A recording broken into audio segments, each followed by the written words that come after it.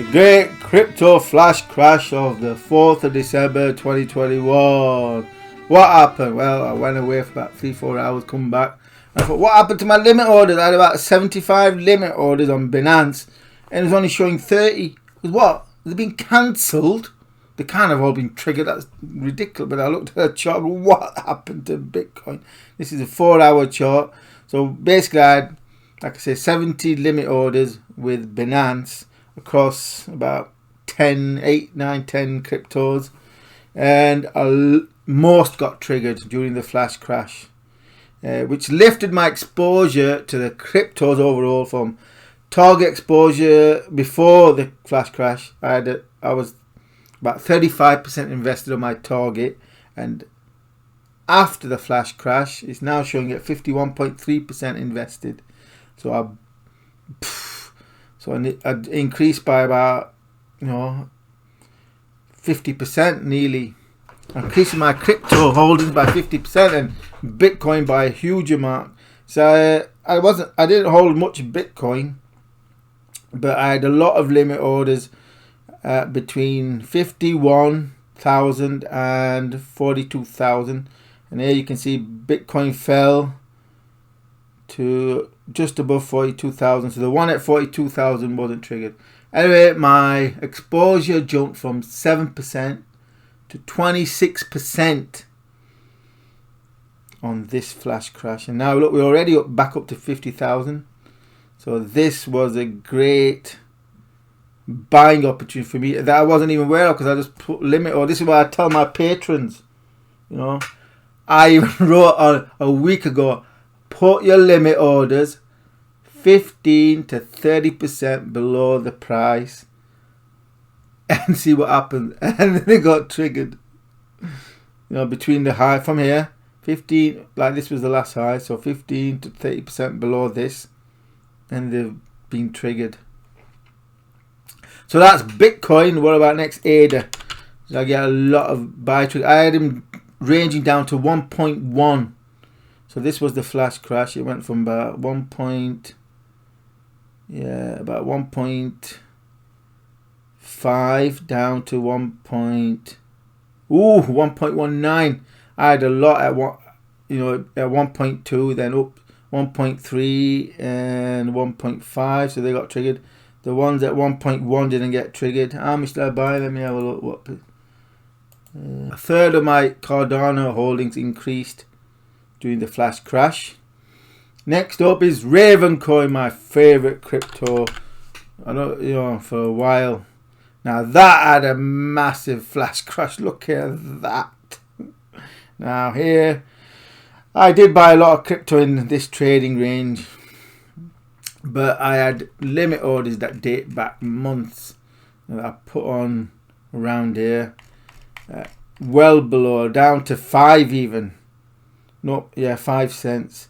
So a lot got triggered between 9 and 9.5. A lot got triggered between 6.5 and 7.5. Now let me see, what exposure did I increase? Let me have a look. Ooh, it's about a third. So my Ravencoin exposure increased by about 1/3 during this flash crash. Like I say, it fell to 6. Not quite. If you go on to 6.5, then more limit orders would have been triggered, and I had more at 6.1, 5.8, and down to 0.5. So it came close to triggering all of them, but it just stopped short. Just a little bit more, it would have been a lot more. And now it's bounced back up to 9.25. This was a fantastic buying opportunity for me, for Raven, for all of them. Now, what about next one? Chainlink. I'm doing them in order of exposure, like position size, original intended position. Oh, this had a massive flash crash. Went down to 15 from 22. All right, it wasn't that big. So what? How did my exposure increase? Chainlink. Oh, 50%. That's it. Right. That's the one. Yeah, it's 50%. It's increased. So my position in Chainlink's increased by 50%. This is what I've been telling my patrons only the other week. put your buy stops 15% to 30% to capitalize on flash crash. I even wrote it in my last analysis that I sent out Monday morning, I'm sure. And this is how you capitalize on them. So for me, this flash crash has been fantastic. So the next crypto down is Polkadot in terms of intended position size. Alright, and what was the flash crash? It wasn't much here. It went from 31 to 25. If it gone down to 20, I would have bought a lot more. Let me see what I bought. Increased position size, not much, about 15%. So not much increase in Polkadot. There's Sol, but I know I don't hold any Sol. It didn't fall enough. Sol went. Ooh, looks deep. That looks deep, but in the big scheme of thing, it isn't. My actual buy stop is here around 156. So I hold no Sol.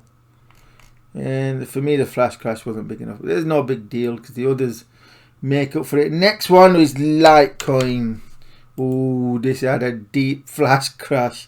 It doesn't look deep here. Let me zoom in. Look, it went down to 1.3. Ooh, it didn't get to 1.3, did it?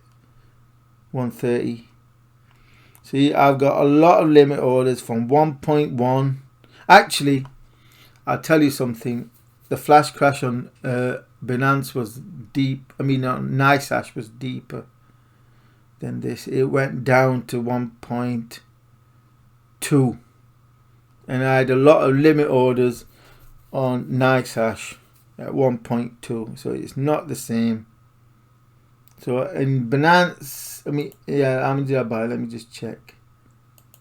Litecoin, none. But on NiceHash, I bought, increased by 50% my holding of Litecoin on NiceHash. So I bought none on Binance, but increased by 50% on NiceHash. So overall, it increased by about a third.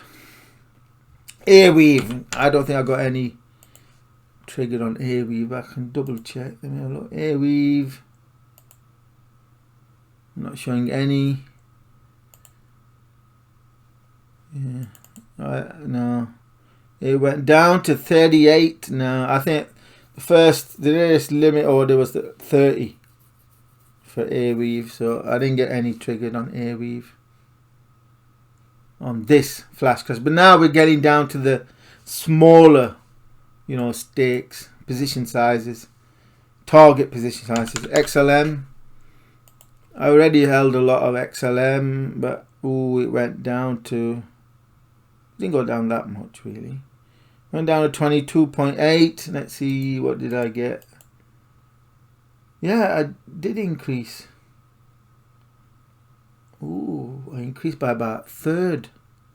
See, because these are, lower down on my list. I don't look at them too much, but it shows that the position size increased by 30%. So I did have a lot of it, probably around 25, going down to 1.2, but they would not have been triggered. So I did buy, and it's back up to 1.28. I did buy between 1.25 down to 1.2, down to 0.22, but they weren't triggered. But it's showing I increased by a third. So what's next is VT. I'm not sure I had any triggered. So I already held full, but it went down to 0.07. Ooh, did I buy any? Let me check. No, I didn't buy any. I don't think I've got any outstanding limit orders. And the last one is EOS. What did I get? Let me have a look. Yeah, it jumped. Yes, it's jumped by about 15%. So it went down from 3.6 down to 2.4. That was a massive flash crash. and I increased my position size by 15, and I had hardly any more limit orders because I wasn't looking. So I'm already fully invested in EOS. I was already fully invested, but I put a limit order, I think around 2.9, you know, way down, you know, on the off chance it gets triggered, either at 2.9 or 2.5. That's where I would have put, you know. So I put limit orders distance in case there's a flash crash. You know, I don't really want any more EOS. But anyway, I would put some limit orders in. And now I've repopulated my cryptos with fresh limit orders to capitalize on another flash crash if it happens.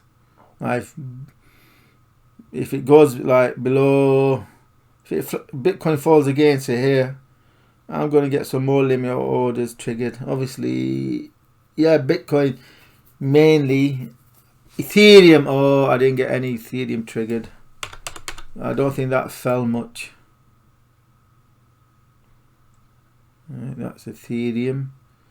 It's quite, oh, it went down to 3,500. Why come I didn't get no? Oh. Yeah.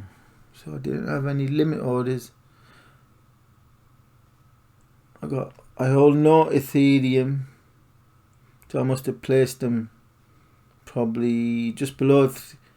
Yeah, I got them 3,400. It didn't quite. So I got a limit order at 3,400. Never first limit order. If I put it at 3,500. No, that wouldn't have got triggered either. 3,600. 3,600 would have. I thought I had one at 3,800, but no. See, I put it down. It must coincide with the previous low around here. Yeah, there. Those lows here. That's what I'm coinciding with. 3,400. Around there, 3,411. It just didn't fall slightly, another 100, and it would have bought me some Ethereum. Yeah, you know, $600-700 worth. But no. Anyway, I'm not disappointed. Overall, my position, my portfolio is jumped by 46%. Is that correct? Let me know. This flash crash has popped my portfolio up by 46%. Now that is the target exposure position, like percentage coins. It's not the value, it's the target position. For instance, I am now 26% invested in Bitcoin position, and in Chainlink I'm 78% now invested. Ravencoin 56%, 58%.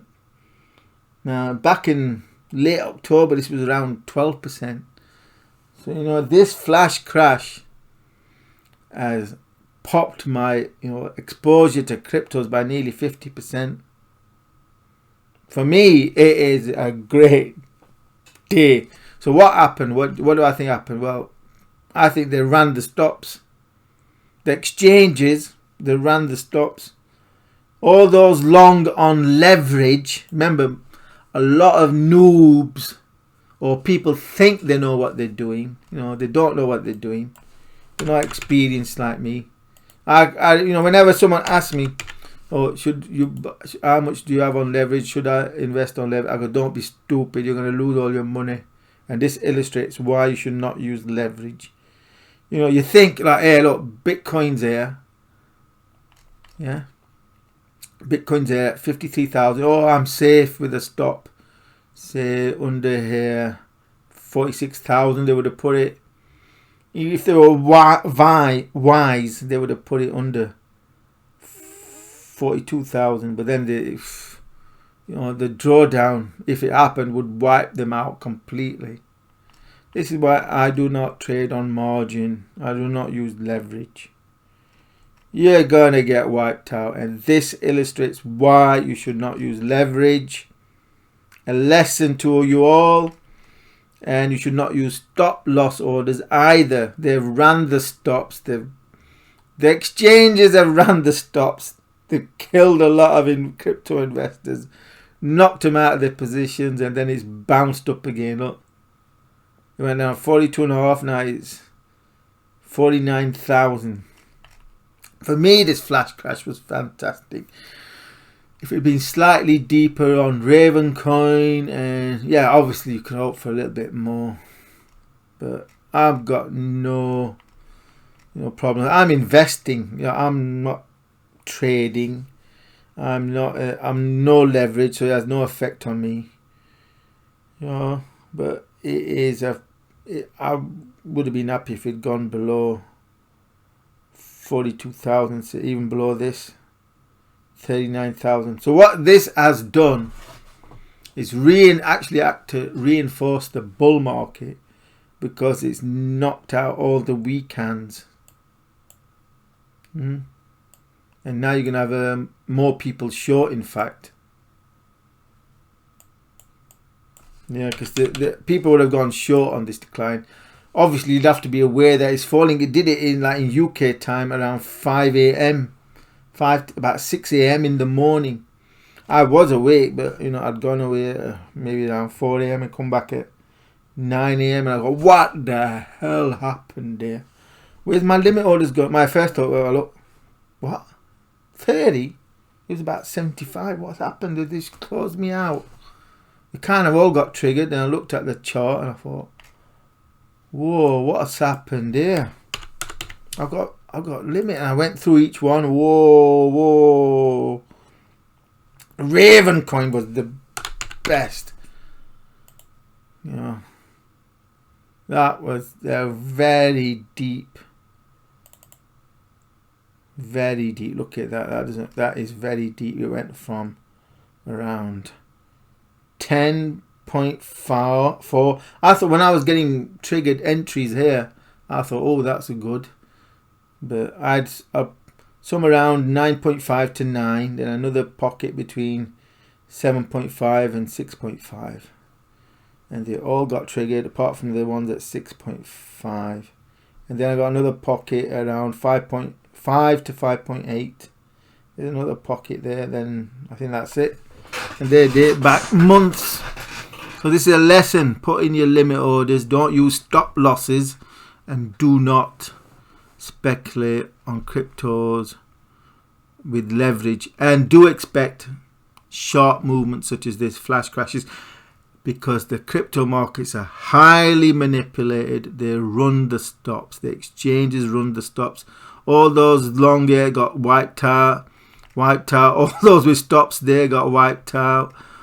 Although even there, you could go back to August. We've basically gone back to August. They wiped them out to here, under 7. You don't use stop losses. If you're in doubt, just reduce your position size. Yeah, don't use stop losses. You're gonna get wiped out. They're gonna run your stops. As what's happened now. Can I extend this? See, look, that's the channel that I was tracking. Widen it a little bit. This is the channel that I was tracking. Expectations were that it could. My expectations were that it could trade down to say 0.82, but then we had this flash that triggered a lot of orders here. Although obviously to get there, it would first need to break below 10, which it was failing to do. But then the Bitcoin flash crash sent all of the cryptos plunging. So then all this little pocket here got triggered, and this little pocket here got triggered, and if you'd gone a little bit deeper, virtually if you'd gone just a little bit deeper, virtually all of my Ravencoin limit orders would have been triggered. Anyway, all of my limit orders on NiceHash have been fulfilled. I've got no cash on NiceHash anymore. No USDC or USDT. It's all gone. All the limits have been triggered. I do have some left on Binance, but I'm going to have to put more money on account. But since I put it on, they made it harder. So I'm not. I'll have to see how much it costs. Oh yeah, and the British pound's fallen. When I put it on, I got an exchange rate of 1.41. I don't know if I'm on earth. Bloody hell, what's happened there? That is garbage exchange rate. In fact, I would exchange, I would buy sterling on Binance. Is that the proper exchange rate? Let me just check. Got small. Let me just check. What's the current rate of exchange? Is it falling? Is sterling just falling as well? Because the last time I looked it was 1.32 something. 1.3234. So that is not correct. So that you got some arbitrage there. Buy sterling. This is a good time to buy sterling. I might liquidate some. Let me have a look. Yeah, I'm going to see some more distance limit orders and liquidate them and buy sterling. Because that is, I need more cash. I ain't got, it's all invested. I only got 32 free. That's not enough. I'm going to have to liquidate some orders. I'm buying sterling. I'll put a limit to buy at 1.3. That is cheap. When I deposited back in, is it June, late June? What was the rate? I'm sure it's over 1.4, 1.41, something like that. Yeah, look there. 1.43 it went up to. In June I did it, late June. There. 1.414. Yeah. So probably around 1.41. That's the rate I got, and you look at spiked to 1.5 later. That's real exchange rate. This is not a real exchange rate. This is the crypto. So you know you can make huge amounts by arbitraging between the real rate and the crypto rate. Like here, there's not much. It's under by 1 cent, and it's gone down by 2 cents. But the difference has been huge for here. It went up to 1.42, and it was, I think the real rate was around 1.38. And this was a massive difference. The GBP around here was around 1.4. And look at that, 1.5. You could have sold pounds for BUSD if you held them. I didn't hold any because I'd already got rid of them here at 1.41 earlier, probably in late June. And that's what I've been. 1.2 spikes to 1.5. Crazy crypto markets. Another big spike here. And now we've got a spike to the downside. So I will be buying. I'm going to be buying some sterling. Anyway, that's my trading of the great crypto crash of the 4th of December 2021. A great buying opportunity. The flash crash delivered me a great buying opportunity, and I look forward to more. It might be another one. I want ADA. If it went down to 1.1, I would get triggered a lot. It just stopped. I had a lot at 1.2 actually. 1.1 were the last ones, below which I would have been out. I am low on funds now, so I need to put more money on. But the exchange rate is garbage. 1.3.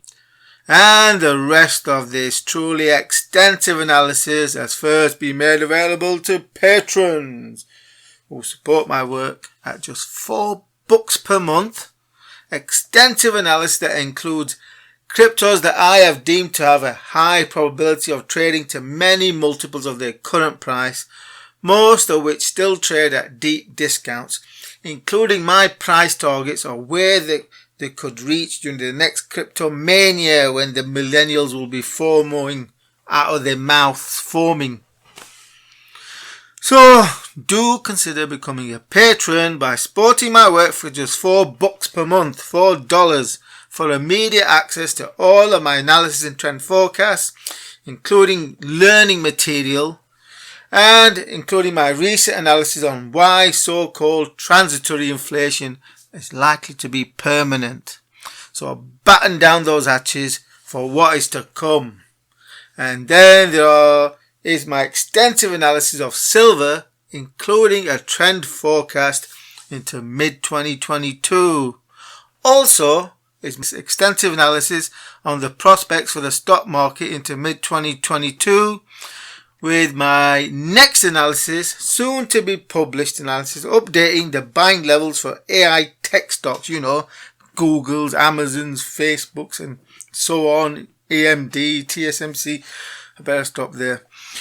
For instance, Intel hit its buying level of $48 last week, which is what my patrons have been patiently waiting for since Intel was trading high at $65 when I was saying, no, don't buy at 65, just buy at the buying level. That's why I've set the buying levels where they are, high probability levels that they should trade down to eventually. And here we are, some X months later, $48 buy.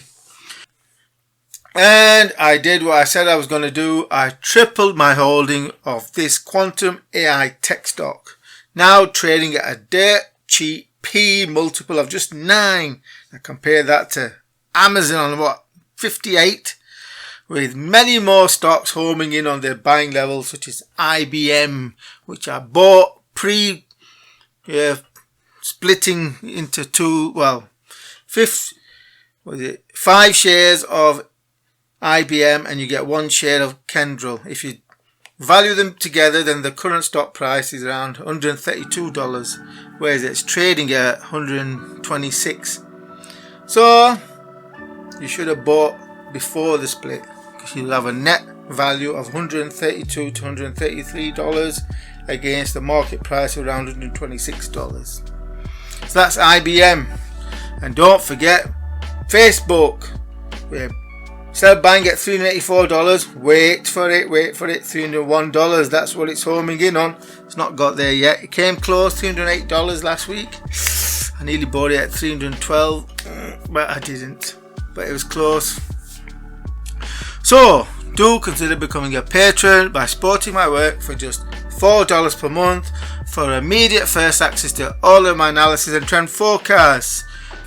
Your mega trends ahead of the curve investing analyst with over 35 years experience. That includes being one of the few who both recognized that the stock market was about to crash in October 1987 and profited from it by shorting the Dow before it crashed. $4 per month is dirt cheap for what you're going to be getting access to, compared to the clowns on YouTube barely out of puberty pumping scams and such like, totally oblivious to the megatrends such as the inflation megatrend and the AI megatrend that I've been banging the drums for since 2015 when you could have picked up the likes of Microsoft for about 1/10 its current price. Then we have the war with China megatrend, which I've been drumming since must be late 2016, something like that. All of these megatrends are where the trends manifest themselves, and all you're usually aware of is like the fluff on top, barely visible fluff on top. That's what most of the commentary is concerned with. You don't even. When did you last hear about the war with China megatrend? I bet you haven't. You heard of AI, but you know it's a megatrend that's going to run for 20 years. And quantum computing megatrend is part of the AI megatrend. Anyway, do consider becoming a patron by supporting my work for just $4 per month. You're not going to get any better value for money than that. As we defend ourselves, protect ourselves from the rampant money printing inflation by the central banks insane money printing as though it's not going to feed through into wage and price inflation. Big inflation is coming, as I've been flagging for, well, over 6 months. It's more like a year now. And that's why I was saying last year, if you're thinking of buying big ticket items, do it now before the price hikes, which have transpired. You know, I bought a Culture K7 for £340. Current price on Amazon is, was it £565, and similar for lots of other tech items I bought. For instance, the components in my PC that I ordered in January and got delivered in March was £3,100. Current price of the components is over £4,000. Crazy, the inflation is here, and it is accelerating regardless of what the indices say. So protect yourselves by investing in assets that are leveraged to inflation, and AI tech stocks are leveraged to inflation and are about to get discounted. So do subscribe to my YouTube channel for such analysis, and do consider becoming a patron.